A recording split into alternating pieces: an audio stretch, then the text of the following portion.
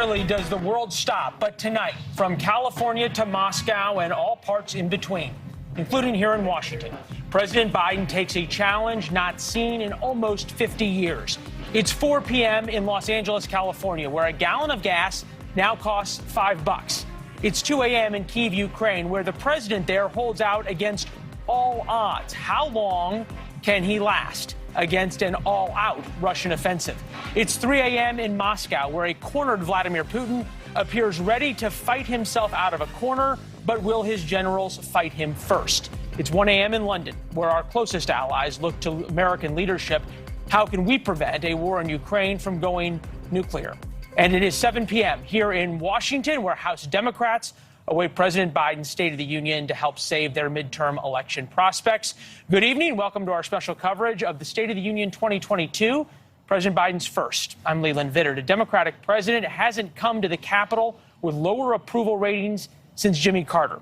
And Mr. Biden faces the same problems as Carter: rising costs at home and trouble overseas, making tonight the toughest of moments for White House speechwriters.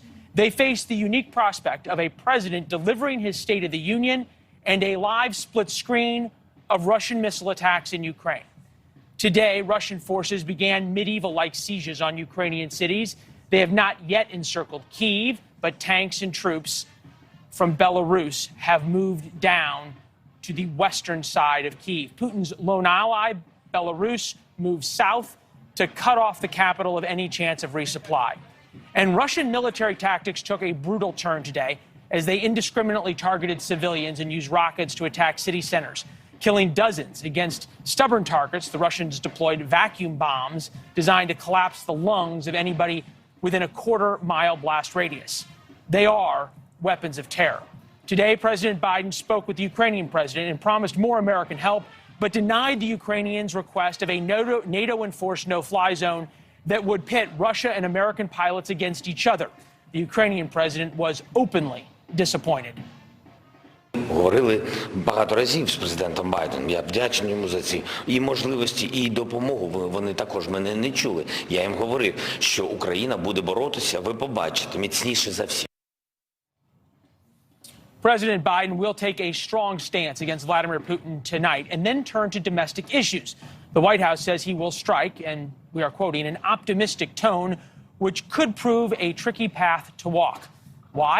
Inflation, which 80% of Americans say is a problem. A new NewsNation poll shows Americans are frustrated with the direction of the country and perhaps a little bit scared. We're going to get to the domestic issues in a minute.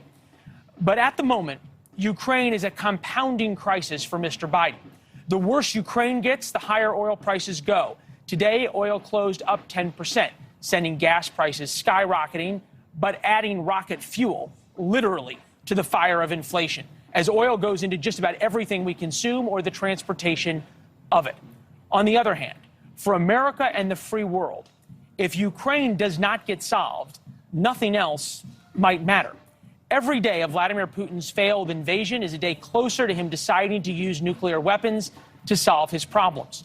Thanks for watching. Click the red subscribe button below so you can get more of NewsNation's fact-driven, unbiased coverage.